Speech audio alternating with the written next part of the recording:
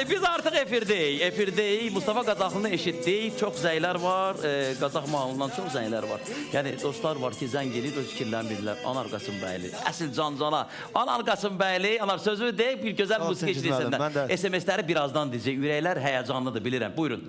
Bir daha təbrik edirəm bütün hamını, mənə qulaq asan bütün xalqımı salamlayıram, bütün Azərbaycanlıları salamlayıram. Gözəl Naxçıvandan səs gözləyirəm və əsl cancana gələcək Əli müəllim. Və sizə burada söz verirəm ki, amma heç kim gəlib da burada oxumayacaq cancana. Burada peçatı mən vurmuşam, mən də burada elə möhürünlə vururam ki, heç kim oxumayacaq. Elə cancana gələcək, çünki...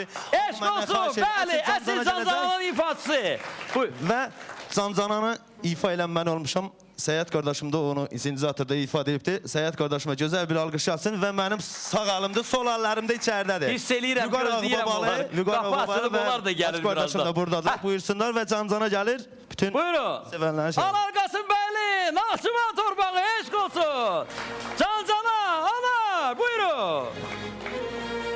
Cancanadır cancana, Urfansan Urfana, bu qızların içində bir dənədir bir dənə. Cancanadır cancana, Urfansan Urfana, bu qızların içində bir dənədir bir dənə. Hey, hey!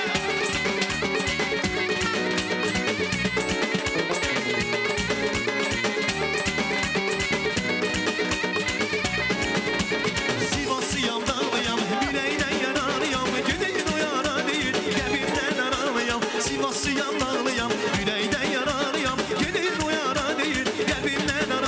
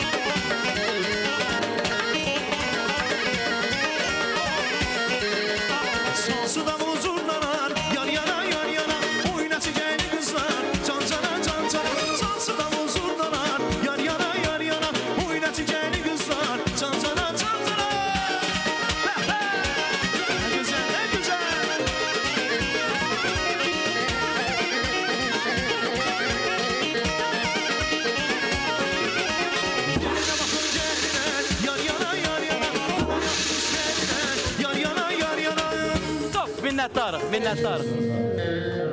Gedin evə da, siz gedin evə. Təşəkkür edirik. Hamı intizardadır. Hamını intizarda saxlamışdıq bayaqdan. Biraz dəyişiklik elədik. İntizardayıq hamımız. Qapı açılıb gələn qonaqlar da var. Diqqət, diqqət, diqqət. Qorxulu hava Asifdən gəlir. Qorxulu hava. Həftə boyunca yığılan SMS-ləri bəli.